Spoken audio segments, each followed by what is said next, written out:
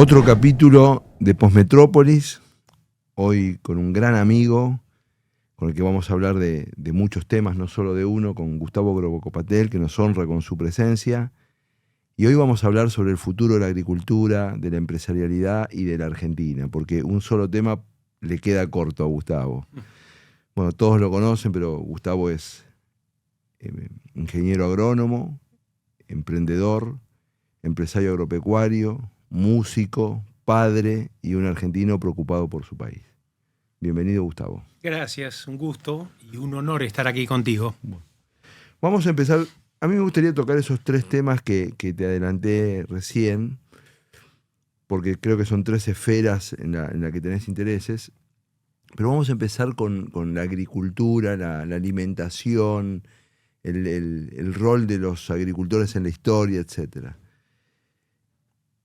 En las últimas décadas, una cosa que no había ocurrido nunca, porque entendíamos que la agricultura había fundado esta civilización, se puso en cuestión el rol de los agricultores, pues, por la aplicación de elementos científicos, un cuestionamiento del lado de los consumidores. Se le bajó la lupa y se puso en cuestión.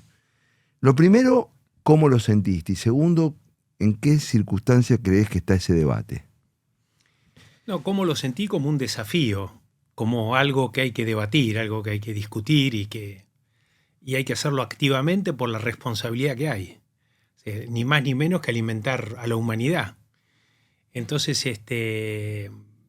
di ese debate permanentemente y sin ningún tipo de especulación, en cualquier lugar y ante cualquier persona.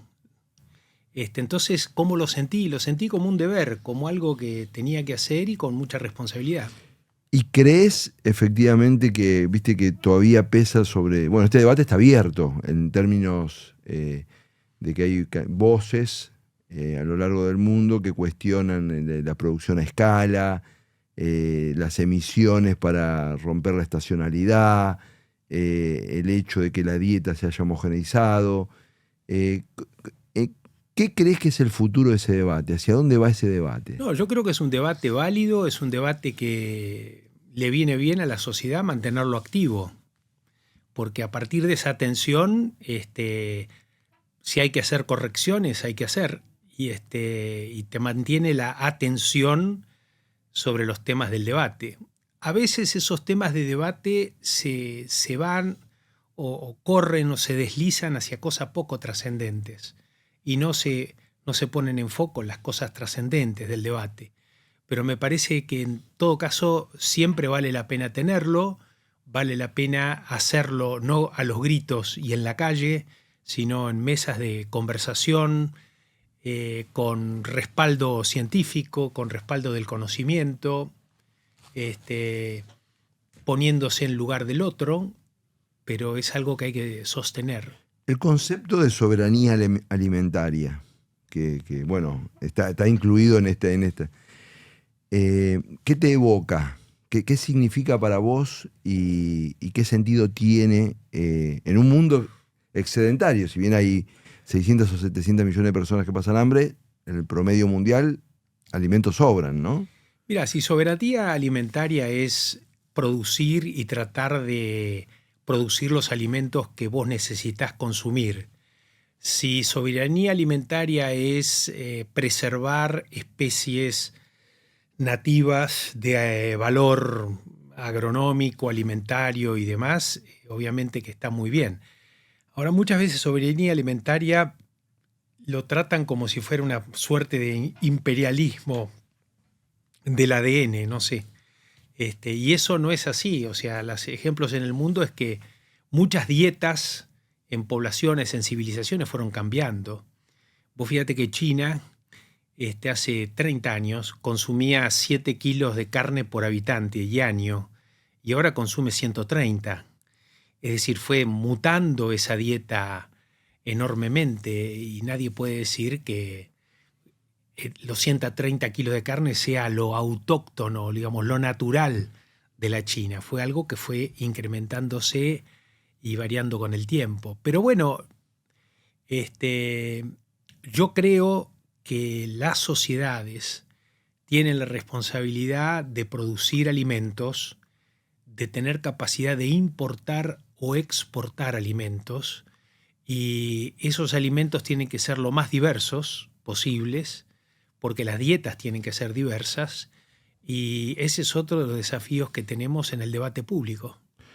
Yo tengo la sensación de que empieza a haber un leve corrimiento, digamos, del concepto de soberanía. Empecé a leer esas cosas que te hacen ruido, más la idea de conciencia alimentaria, en el sentido de que en vez de ser un hecho cultural, comillas, natural, comer, la gente está poniendo creciente atención Claro. por los médicos, por la información, etcétera. Y en esa creciente atención hay un cuestionamiento ahora que saltamos de los agricultores a la industria alimentaria. Claro. Y cómo de vuelta, si tenés alguna reflexión al respecto, si pensás que es una posición exagerada, si oculta una perspectiva anticapitalista o son prevenciones lógicas. No, yo creo que son prevenciones lógicas que surgen del temor y de los prejuicios, y está bien, digamos, que así sea. Mirá, simplemente un dato de la realidad. Un norteamericano consume per cápita 4 veces más energía que un africano, pero consume el doble de lo que consume un europeo, para hablar de mismos estándares de vida. Es decir, que el tema de los hábitos alimenticios y la reflexión sobre esos hábitos alimenticios es clave para que la humanidad pueda alimentarse bien sin tener necesidad de aumentar la frontera agrícola o poner en un límite, digamos, en una frontera peligrosa el aumento de la producción. Entonces me parece que es un debate que tenemos que hacerlo en forma consciente, y por suerte los consumidores en general están tomando esa delantera por delante de las empresas de alimentos y le empiezan a exigir a las empresas de alimento algún tipo de compromiso con esa causa. Bien. Y Argentina tiene un rol ahí, ¿no? Por supuesto que tiene un rol, porque producimos proteínas, básicamente, o la base de las proteínas, para alimentar una parte importante del mundo. Argentina es muy importante en el mercado mundial de proteínas. Junto con Brasil, bueno, hay un liderazgo impresionante, y entonces producir proteínas en sintonía armónica con el medio ambiente, con la sociedad, creando un mayor compromiso con el tema de la dieta, de la eficiencia energética, etcétera, etcétera, es algo de la agenda argentina. ¿Por qué? Porque Argentina tiene muchas cosas positivas para ofrecer al mundo. Bueno, vamos a hablar un poquito más de Argentina y a ver si nos corremos un chiquitito de donde estamos y vamos a ir a otro tema que te apasiona y que nos ancla con nuestra realidad país. En Argentina hay 14 empresas formales cada 1.000 habitantes. Sí. En Brasil, para no irnos a ejemplo, hay 40 empresas formales cada 1.000 habitantes. En Chile hay 70 empresas formales cada 1.000 habitantes. ¿Qué sucede? ¿Por qué la actividad empresarial en Argentina se muestra, según estos datos, languideciente, digamos? ¿Qué nos pasa? ¿Qué pasa que no tenemos más empresas? Yo creo que son varias cosas. Hay una que tiene que ver con los shocks permanentes que tiene nuestra economía y que hacen que los periodos de stop and go, digamos, adaptados a la empresarialidad, sean enormes, y que haya muchas empresas que quieren salir, que quieren internacionalizarse, que quieren crear competitividad y demás, se vean frenadas abruptamente y que inclusive muchas de ellas mueran en el camino. Eso es enorme lo que pasa. Segundo, que hay una sociedad que ve a la empresarialidad como algo, diría yo, gris. Es decir, no valoran correctamente el tema de la empresarialidad. Yo creo que hay una creencia de fondo que es que se cree que el sistema es un juego de suma cero, que si alguien gana es porque alguien pierde. Eso tiene que ver con la cultura, con las creencias, con la política que nos ha puesto eso quizá en la cabeza. La gente piensa que la torta no se agranda, sino que es la misma torta donde unos ganan y otros pierden. Entonces, cuando vos ves a alguien que gana, automáticamente pensás en quién perdió. Y ahí empezás a preguntarte si no había que proteger a los que perdieron, a los que sufren y demás. En otras culturas, la norteamericana, sin ir más lejos, u otras, incluida la brasileña, si querés, el éxito está mucho mejor visto. El éxito es algo que atrae, algo... Bueno, la bandera de Brasil dice orden y progreso. O sea, el progreso está en la bandera. Acá el progreso y el éxito como sinónimo de progreso está visto como algo no necesariamente bien. Entonces ahí sí hay una lucha cultural que hay que dar. Bien, ahora tenemos un presidente, Javier Milei, que dice públicamente, lo repite, y es que los empresarios son benefactores de la humanidad. Ha usado la palabra textual, sí. Es benefactor de la humanidad. No, digo porque ganó las elecciones en un proceso democrático, no fue una casualidad, porque hubo un proceso de 3 elecciones, o sea que no fue una casualidad. ¿Crees, con todo ese mar de fondo, esa situación de sospecha de fondo, crees que está ocurriendo un cambio? Que generacionalmente, por ejemplo, si hiciéramos la misma medición en personas de 18 a 30, de 30 a 50, de 50 y más, ¿nos daría lo mismo o está pasando algo? Mira, te digo lo que yo pienso. Lo que está pasando, que por qué lo eligen, tienen que ver más con el hartazgo de lo anterior que con un cambio cultural. Okay. Todavía el cambio cultural no lo veo. Es probable, pero los cambios culturales llevan mucho tiempo. O sea, un cambio en la elección no significa que haya habido un cambio cultural. Sí, claro. Tiene que ver con una reacción a lo anterior. Me alegro que un presidente diga eso, pero para que haya eso, los empresarios también tenemos que ser merecedores de eso. Es decir, tenemos que involucrarnos mucho más con el debate público, tenemos que dar cuentas más a la sociedad de lo que hacemos y no hacemos. Cuando nos equivocamos, tenemos que decir que nos equivocamos. Los empresarios, como toda la sociedad argentina, se han manejado como corporaciones, o sea, como islas de intereses comunes, y una república, un Estado democrático, republicano y demás, bueno, el tema de las corporaciones es menos importante que la institucionalidad. Entonces ahí los empresarios tenemos que tener una vocación mayor por la institucionalidad. Digo esto lo que se me ocurre ahora, pero debe haber muchas cosas más que tenemos que hacer. Te voy a fastidiar un poco. No es una sobreactuación, porque yo he escrito y defiendo el rol de la empresarialidad, digamos, pero uno podría decir benefactores de la humanidad son los docentes o los enfermeros. ¿No es una sobreactuación? Probable. A mí no se me ocurriría decir benefactores de la humanidad. Pero bueno, tampoco está mal teniendo en cuenta de que veníamos del otro lado, ¿no? O sea, como para provocar el fronting, provocar el discurso. Es cierto que las empresas están evolucionando también, de las empresas anteriores, viejas, más vinculadas con la filantropía o otras cosas, se cambiaron a empresas que están más vinculadas con la sociedad. Actualmente ya se habla de empresas donde el límite es difuso entre lo que es la empresa y lo que es el entorno, básicamente porque los proveedores son parte de la empresa y los proveedores y los clientes son partes de la empresa. Es decir, no hay una empresa sustentable en el tiempo si los clientes y los proveedores no lo son.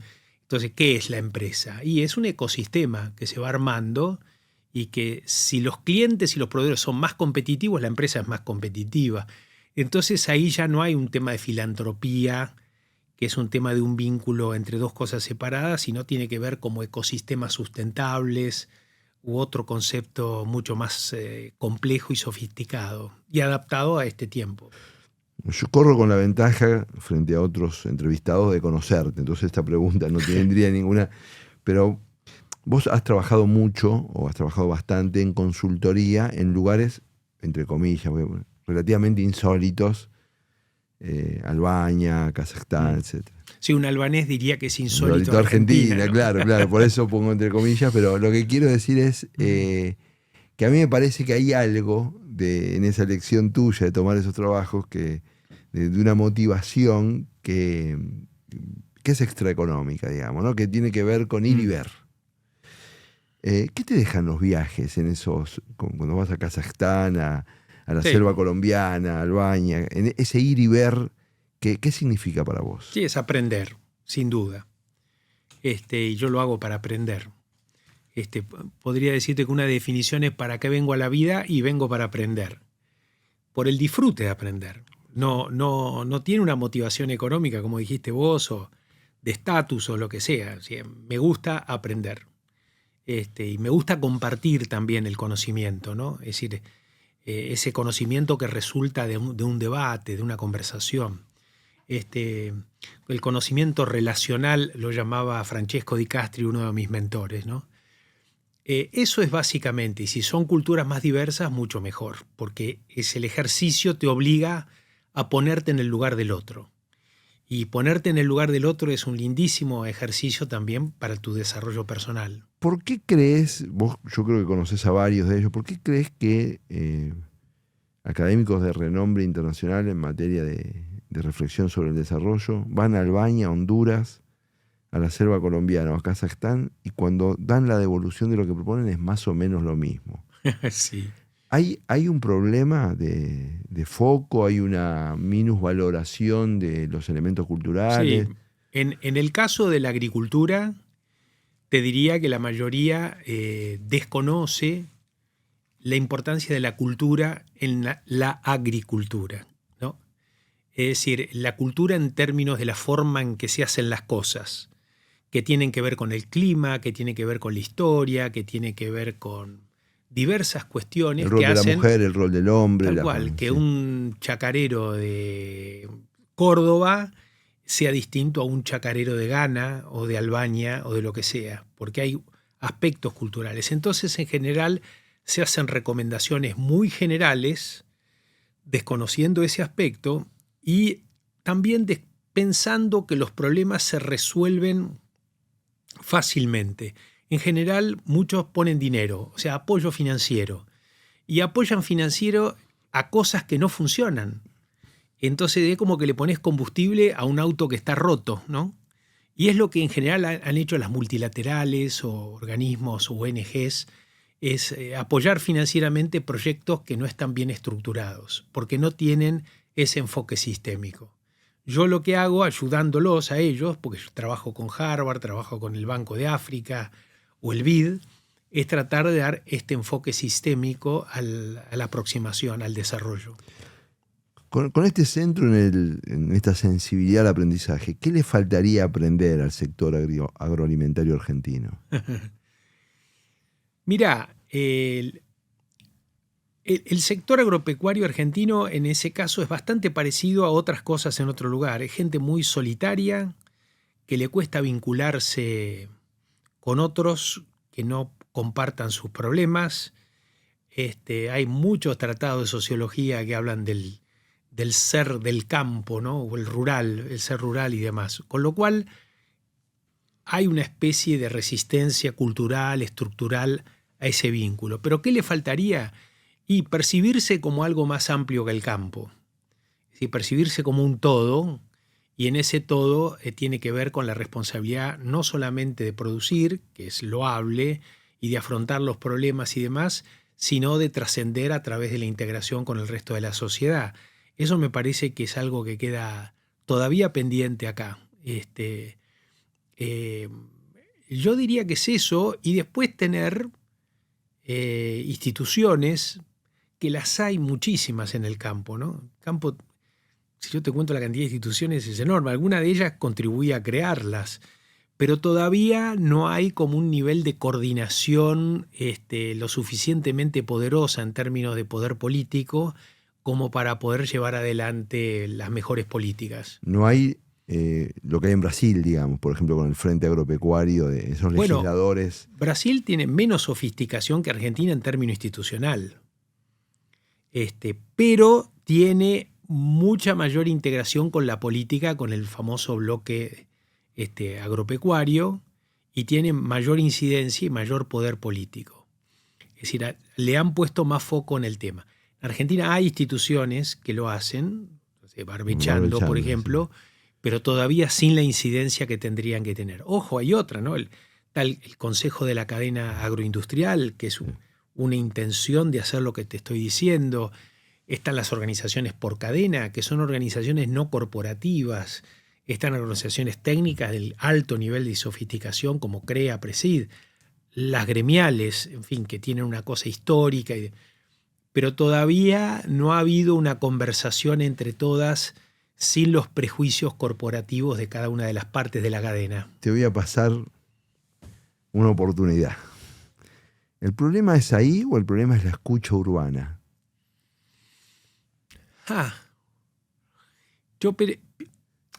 Bueno, yo soy del campo, entonces pienso que el problema es la escucha urbana, pero también trato de ponerme en el lugar del otro de acuerdo a mi entrenamiento. Pienso que la gente por ahí no escucha porque no lo hemos dicho lo suficientemente bien.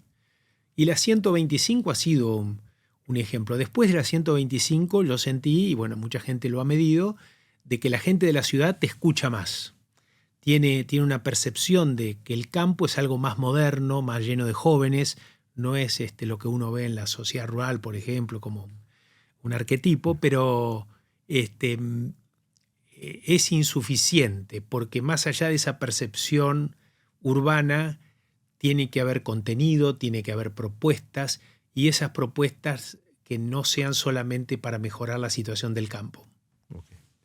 Dijiste hace pocos años, hace unos meses, pero dijiste una frase sobre la cual quiero que reflexiones. Me duele la Argentina. Creo que con motivo del cambio de tu domicilio, te hicieron una entrevista. ¿Cuál es tu expectativa respecto de Argentina para llegar a la frase me duele la Argentina? En realidad es una copia de esa frase, no es mía. Es de Atahualpa, ¿no? Es de Atahualpa Yupanqui, porque Yupanqui se fue a vivir a París y todos le decían, bueno, pero usted se ha tenido que ir a refugiar a París. Y él decía, no, yo fui a París porque me gusta. Dice, pero ¿cómo a París le gusta vivir? ¿Y Argentina? No, Argentina me duele, dijo. ¿Y a vos? Y entonces se la afanea, pobre Atahualpa. No, porque yo no me siento exiliado en Uruguay. Yo elegí Uruguay hace mucho tiempo como una forma de vida. Tiene que ver con una etapa nueva en mi vida. ¿Más slow? Más slow, por supuesto, porque en Uruguay es todo slow. Pero tiene que ver con una forma de vida. De hecho, mi cabeza está en Argentina, en mi familia, mis hijos, mis amigos. Me preocupa y demás. Por supuesto que veo las cosas semi de afuera. Yo tengo un amigo que es un militante, digamos, en la UTEP, que dice, para vos es fácil, venís a dar cátedra a nosotros de que tenemos que decir las cosas distinto, pero vos te fuiste. Como echándome en cara de que si no estás adentro, bueno. Sobre eso pienso que cada uno tiene un rol. Los que podemos ver las cosas desde afuera con más tranquilidad tenemos un rol, y hay otros que por ahí tienen que poner el pecho, digamos, a las balas y tienen otro rol. Pero no, me duele en el sentido de que me preocupa, de que tengo la esperanza de que Argentina recupere la senda de desarrollo, de valoración, de la integración de la sociedad, etc. Yo interactúo mucho con las instituciones, por mi rol de diputado interactúo mucho con ese tejido de instituciones vinculadas al campo, y siempre tengo esta sensación, que yo no sé si alguna vez la hice pública, así que hay como una narrativa de fondo en casi todas, que es algo así como organicémonos y seamos felices, que es un poco naif, como si no hubiera en juego intereses. Claro. Y como si el campo no tuviera intereses que son legítimos y pudiera ser refutado por otros sectores sociales que también creen que son legítimos los suyos, etc. ¿No crees que el bloqueo a la politización de una visión territorial distinta de la Argentina es esa perspectiva naif que pone a los intereses adentro del closet? Bueno, pero eso viene de lo que te decía, ¿no? De que el campo tiene dificultades para percibirse como algo más amplio que el campo. Es así. Es decir, y cuesta mucho plantearlo de esa manera. De hecho, no hay muchos dirigentes que hayan venido del campo, que sean productores y que hayan trascendido en la esfera de política, etcétera, etcétera. Algunos, pocos, que en general no eran puros productores, sino que ya tenían una pata afuera. En fin, es naif porque el desarrollo es algo más complejo que liberar la fuerza productiva de un determinado sector. Tiene que ver con muchísimas cosas más. Y especialmente en Argentina, que ha sido tan retrasado eso. Ahora, vamos a decir eso, pero también digamos que el sector ha venido durante décadas con el pie arriba de la cabeza muy duramente, muy duramente. Entonces, es lógico pensar que a la gente le cueste mirar más allá del problema que tienen desde hace 40 años todos los días, ¿viste? A mí hay un tema, pero interpreto que me moviliza mucho en la Argentina, así como de fondo, de que no es de hoy para mañana, que es el tema de la emigración. Sí. Lo tengo que decir, me duele. Yo cada vez que me entero que un pibe se va, no que se va a estudiar y va a volver, no, cuando se va con esa perspectiva de no volver, me duele. No Claro. le digo nada, que sea feliz, que conquiste el mundo. Sí, nuestros hijos. Pero me duele. Sí. Me duele. Si le tuviéramos que dar un mensaje a un pibe que emigra, porque yo tengo, no sé si, yo no dejo de ver cosas espectaculares en Argentina, ¿no? Sí, pero hay que pensar que los pibes en la edad de nuestros hijos tienen una mirada más global. O sea, el lugar donde ocurren cosas que a ellos les interesa no es la Argentina ni es Carlos Casares, es el mundo. Entonces, que estén pasando cosas en el mundo que a ellos les atraiga y que encuentren oportunidades para ir ahí y demás, me parece que hay que aprovecharlas. Esto no quita, no sé, yo te cuento el caso de mis hijas. Bueno, mi hija que vive en Nueva York, que estudió medicina acá en la Universidad Pública, en la Universidad de Buenos Aires, y ahora está haciendo su residencia en NYU sobre el tema del cerebro, es el lugar número 1 del mundo. Está aprendiendo un montón de cosas. Bueno, es una persona que se emociona cuando escucha Atahualpa Yupanqui, que quiere bailar danzas folclóricas, que le gusta el tango, en fin, toma mate y todas las cosas argentinas a full, pero donde está ella puede hacer cosas que acá no podría hacer y que tiene muchas trabas y que sus amigas que han quedado acá tienen muchas trabas y luchan mucho por hacer eso. Ahora, el futuro de mi hija no lo sé. Puede ser que en algún momento decida venir acá y armar un NYU en Argentina, no sé. O no. O se quede desarrollando su carrera afuera y aporte a Argentina desde otro lugar. Yo creo mucho en el poder de la diáspora. Eso lo aprendí con Hausman de Harvard. O sea, la diáspora es un activo para el país. Y lo hemos visto en Albania, por ejemplo. La diáspora albanesa en Alemania, en Francia y demás, o Suiza, es un activo para Albania. Pues son los puntos de contacto de la economía albanesa con la economía de esos otros países. La diáspora científica argentina, que habita el Instituto Pasteur o los mejores lugares que hay en Europa, es un activo para Argentina, porque son como rayos que te conectan a la ciencia argentina con la ciencia de otros países. Yo no estoy en contra de eso, creo que hay que dar oportunidades en Argentina, creo que hay que conectar a Argentina con esas terminales neuronales y armar algo global. Yo soy un creyente de la globalización y pienso que son nuevas oportunidades de la globalización. Me trajiste el término globalización. ¿Qué pensás que está pasando con la presidencia de Trump y los aranceles? Yo sé que lo seguís mucho a Jorge Castro y él ve esto como una etapa superior del proceso de globalización. Él no lo ve como un freno, como un obstáculo. ¿Vos qué crees que está pasando? Yo tengo la sensación de que se está discutiendo la gobernanza de la globalización. Sí, lo que Jorge piensa, te digo porque, como decís vos, lo sigo y yo adhiero a eso, estoy influenciado, es que la megatendencia es inevitable. La globalización es un proceso de flujos, de más flujos de venta, más flujos de compra, más flujos de conocimientos que van y que vienen. Y eso es inevitable, eso va a darse de esa manera porque tiene que ver con la convergencia tecnológica, va a haber procesos o oleadas que lo van a profundizar y demás. Y casos como lo de Trump son reacciones correctivas a ese proceso. Dicha de mal manera, con exabruptos, con, digamos, falta de elegancia, pero es más o menos eso. No sé si se entiende. Se entiende, pero déjame poner, porque es un poquito astrología lo que vamos a hacer, pero un liderazgo como el de Trump podría ser sucedido por otro liderazgo parecido al de Trump, digamos, al final. Podría.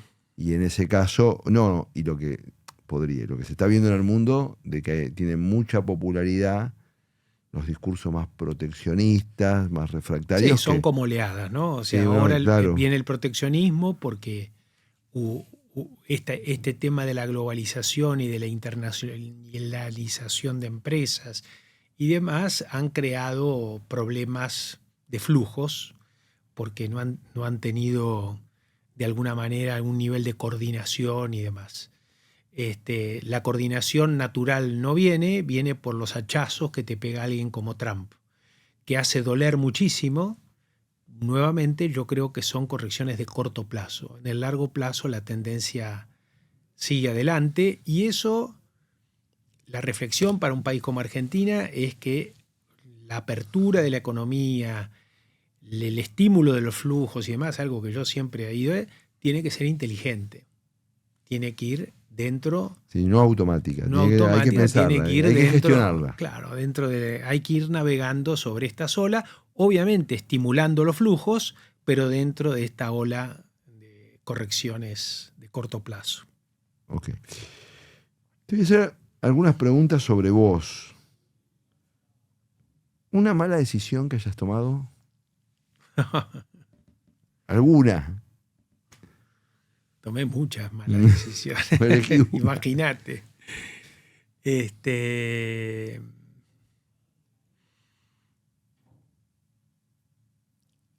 Mira, no podría decirte, tampoco creo que he tomado buenas, o sea, no es que decirte que no he tomado malas. Bueno, lo que yo pienso es que uno toma las decisiones en el tiempo del que es.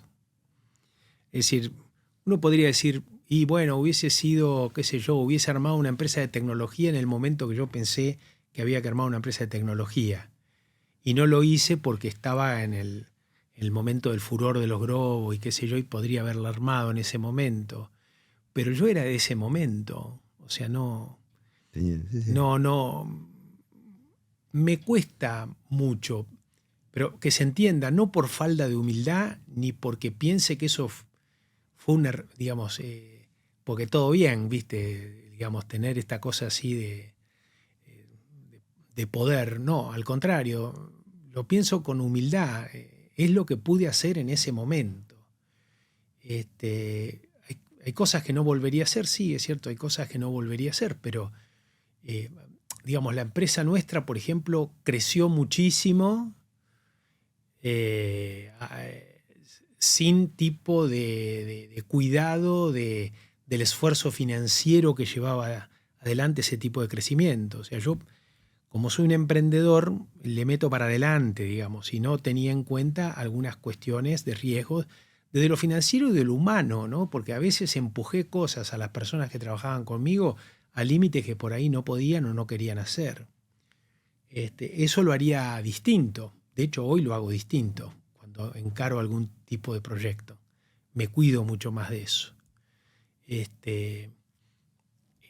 Aparte de la experiencia, ¿influye la edad en esa forma de tomar? Yo creo que sí. Yo creo que sí porque, digamos, hoy le doy mucho más valor al tiempo de lo que le daba antes, ¿no? Antes le daba valor a otras cosas. Y en términos familiares yo creo que también, digamos, todo mi esfuerzo por hacer cosas, por estar con los demás, le saco tiempo a mi familia y que podría haber sido bueno que me dedique más tiempo a mi familia. Si nacieras de nuevo, ¿qué te gustaría hacer? Una cosa que, por supuesto, todavía tienes recorrido vital, pero hay cosas que se hacen a los 20, a los 30, es más difícil hacerlo a los 70, digamos. Músico, Músico. lo que estoy haciendo ahora. ¿Te da mucho placer? Sí, me da placer, me involucra, me desafía. Ser músico no es agarrar la guitarrita y changa changa. Tenés que estudiar, tenés que aprender a decir, tenés que conocer la obra, el poema, entender si te emociona o no, entender cómo emocionar a los demás, estudiar. Digamos, es todo un desarrollo muy importante. Mi maestra de canto siempre me decía, dejá la empresa y dedícate a la música, que tenés condiciones. Mi pareja, mi esposa actual, Verónica Cangemi, me lo dice todos los días. Ya estoy viejo y es tarde, ¿no? Pero eso lo podría haber hecho. Capaz que si hacía eso no podía haber hecho otras cosas que también me gustaron. Claro, obvio. Eso es obvio, ¿viste? Siempre me gustó mucho el urbanismo, la arquitectura, pero no sé. Podría volver a estudiar agronomía, sin duda es una gran carrera. Es una gran carrera que cada día la aprecio más. ¿Qué personaje admirás mucho que no es fuera de tu entorno familiar? ¿Qué personaje histórico o de trascendencia pública admirás mucho? Mira, de Argentina, Sarmiento, Belgrano, ese tipo de personajes. Admiro mucho a Borges. Todos estos personajes, creo que salvo el de Belgrano, que es como más puro, pero quizás sea más puro porque es más lejos, todos tienen sus partes positivas, negativas, oscuras, pero todos me inspiran cierta emoción y cierto respeto. Y digamos, de lo más cercano, fui muy seguidor de Frondizi. A nivel mundial, bueno, qué sé yo, con sus más y sus menos, Angela Merkel, de lo actual, por supuesto. Aunque se la cuestione después. Aunque se la cuestione después, yo creo que es una persona que tuvo un liderazgo de su tiempo, adecuado a las situaciones de Europa.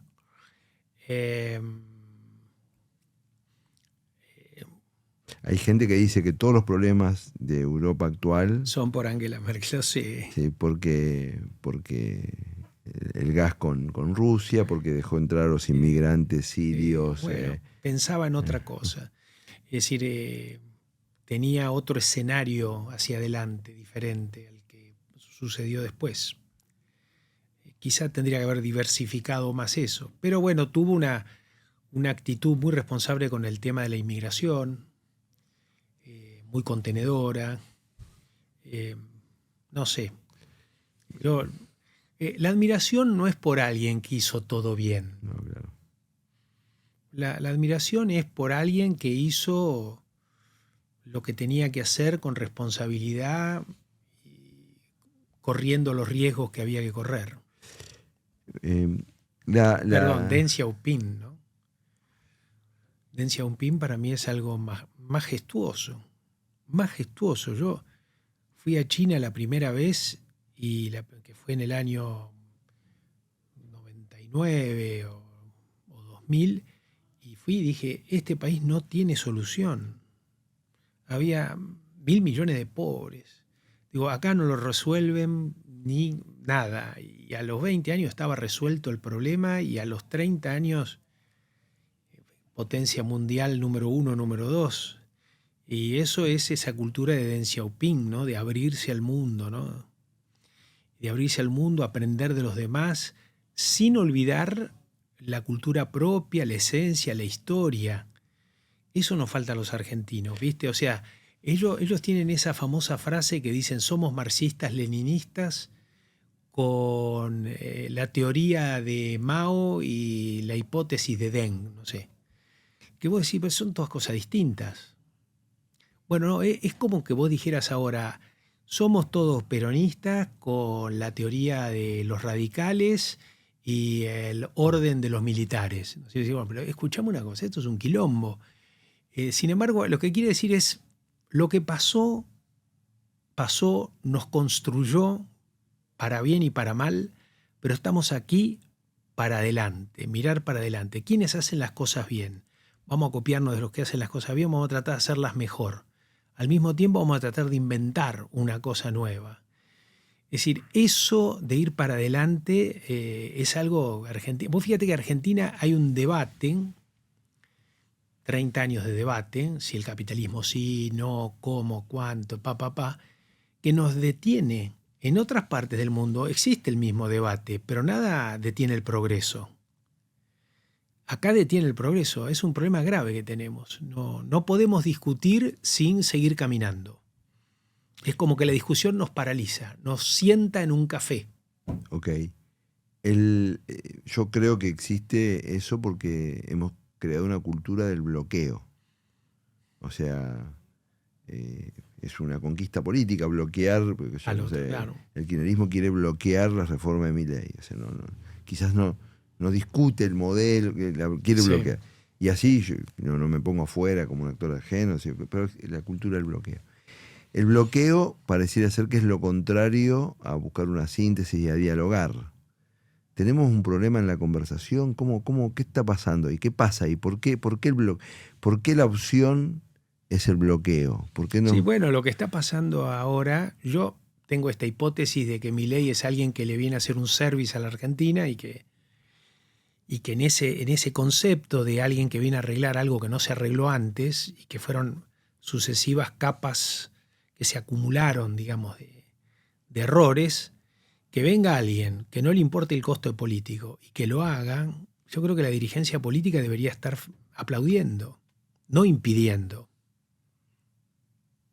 Pues le van a solucionar los problemas que tenemos. Obviamente nadie, digamos, puede evitar de discutir el tema de los jubilados, de las personas que... Ok, sí, pero busquémosle la vuelta de otro lado, no limitando las reformas que hay que hacer. Yo no entiendo a la clase política en ese sentido.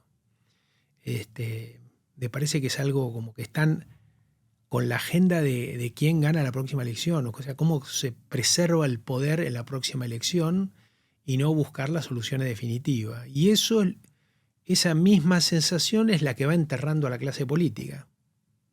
Yo creo que la clase política se va a ir enterrando con esto.